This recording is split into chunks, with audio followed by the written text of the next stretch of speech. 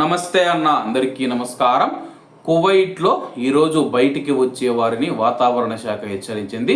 కాబట్టి కువైట్లో బయట పనిచేసేవారు కానీ బయటికి వచ్చేవారు కానీ జాగ్రత్తగా ఉండండి. వివరాల్లోకి వెళితే కువైట్లో ఈరోజు సోమవారం ఉదయం 10 గంటల నుంచి సాయంత్రం 5 గంటల వరకు వాయువ్య గాలుల ప్రభావం కువైట్ దేశం పైన ఉంటుందని చెప్పేసి వాతావరణ శాఖ ప్రకటించింది. వాటి యొక్క వేగం గంటకు 50 కిలోమీటర్లకు మించి ఉంటుందని చెప్పి అంచనా వేయబడింది.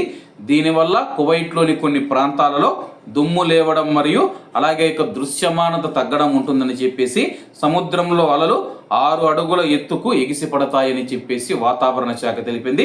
కాబట్టి కువైట్లో బయట పనిచేస్తూ ఉన్న మన భారతీయులు ఎవరైతే ఉన్నారో ఈ యొక్క దుమ్ము తుఫాను వచ్చినప్పుడు చాలా జాగ్రత్తగా ఉండండి. ఎందుకంటే గాలులు ఎక్కువగా వేయడం వల్ల మనం చూసుకుంటే ఆ దుమ్ము తుఫాను వల్ల ఆ యొక్క దుమ్ము గాలిని పీల్చడం వల్ల మన యొక్క ఊపిరితిత్తులు అలర్జీకి గురయ్యే అవకాశం ఉంది. కాబట్టి అందరూ జాగ్రత్తగా ఉండండి. అలాగే కువైట్లో రాబోయే కొన్ని రోజుల పాటు ఎండ తీవ్రత విపరీతంగా ఉండబోతూ ఉంది.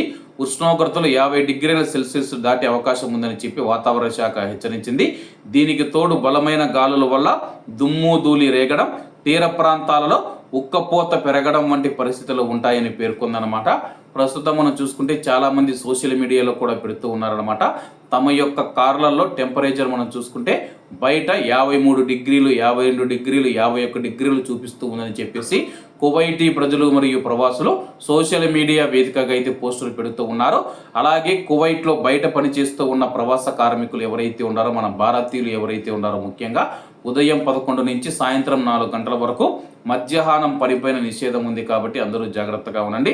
అలాగే ఈరోజు సోమవారం ఉదయం 10 గంటల నుంచి సాయంత్రం వరకు మనం చూసుకుంటే కానీ 50 కిలోమీటర్ల వేగంతో గాలులు వీస్తాయి. దీంతో దుమ్ము వచ్చే అవకాశం ఉందని చెప్పి వాతావరణ శాఖ తెలిపింది. కాబట్టి అందరూ జాగ్రత్తగా ఉండాలని కోరుకుంటూ అందరూ బాగుండాలి, అందులో మనం ఉండాలి. అందరికీ నమస్తే అన్న, జై హింద్.